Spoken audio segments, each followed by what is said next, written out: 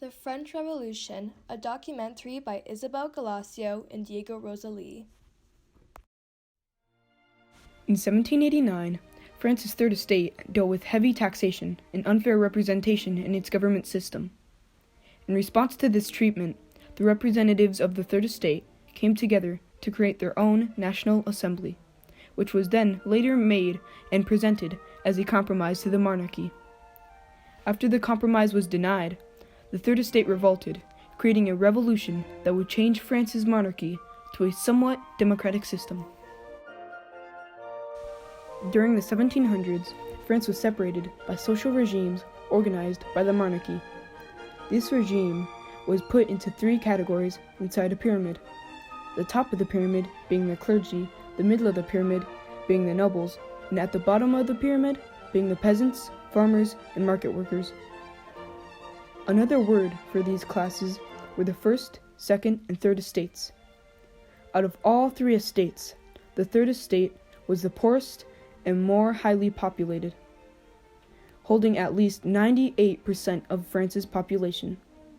Before the third estate decided to protest, three main problems came upon France to urge the revolt. These things were France's rising financial debt, irresponsible current leader, and the French Enlightenment. In the mid-1700s, France participated in a collection of various costly wars.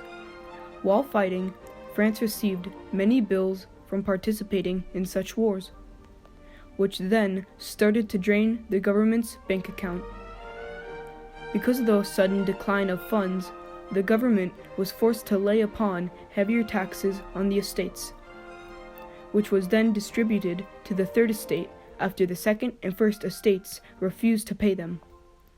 Of course, such treatment was acknowledged by the third estate, thus giving them perspective on how unfair the feudalist system was. Another idea that helped urge the revolution were France's present leaders, King Louis XV and Queen Marie Antoinette.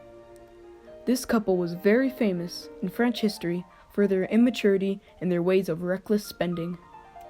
The majority of the monarchy's money were spent on extravagant living items, lavish parties, and divine feasts held by the couple.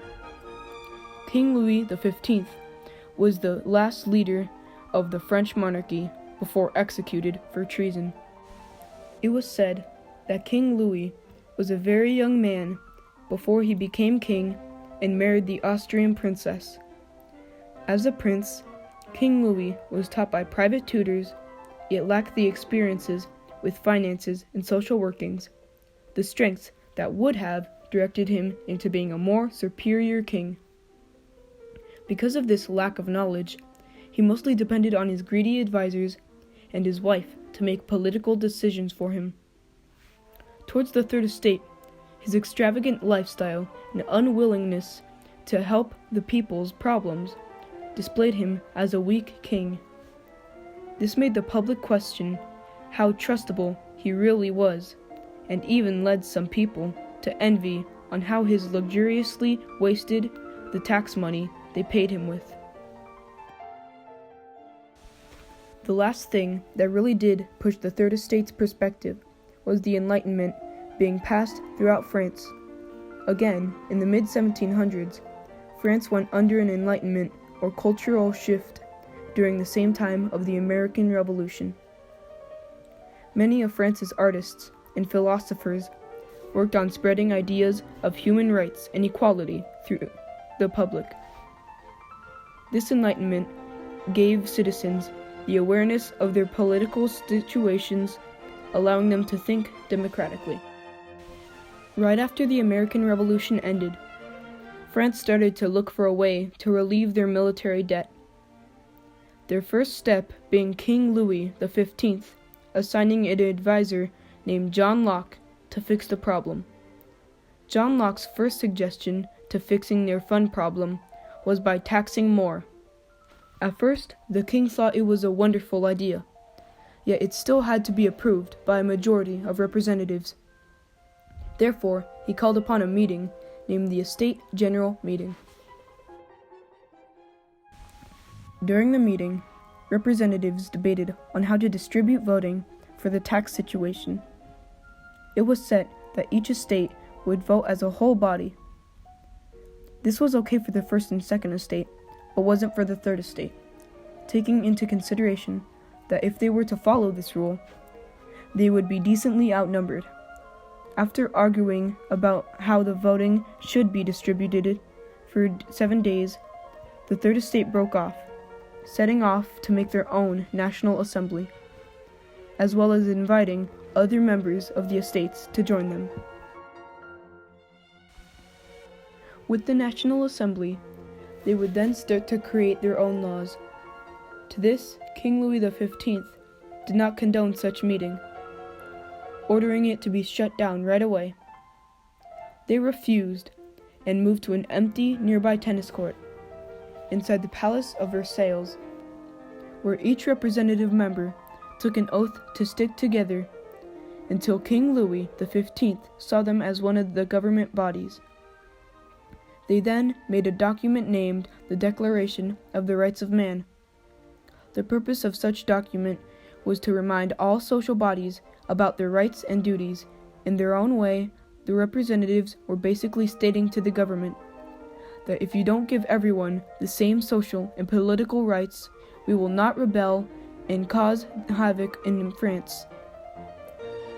To this, the government turned it down after the fear of their luxurious life and feudalist society crumbling in their kingdom. Due to the denied compromise, the Third Estate went through with their riots throughout Paris.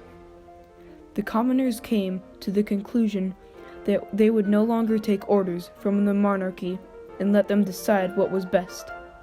Instead, they would show them their distaste by burning down buildings, killing political statements, and parading through the streets with heads of aristocrats on pitchforks. One of the most memorable riots being the burning of the Bastille. Commoners stormed the French prison full of gunpowder and political prisoners, raiding it for future attacks and to signify the start of the revolution. During the first few days of the riots, the king and queen went to escape Paris by carriage. After being leisure with their time, they were soon discovered, captured, and held as prisoners for treason, soon awaiting death by guillotine. Right after the execution of the royal family, a new civil-like war began inside of France, the Reign of Terror. The Reign of Terror was an event where revolutionaries went around France looking for anyone who was not a part of or against the revolution. A huge population of France was killed off, even those who were innocent themselves, leaving a mass dent in France's population. The French Revolution is a good representation of conflict and compromise because in the end, the French people tried compromising with the French monarchy for civil rights and equal tax distribution, even though they were turned down.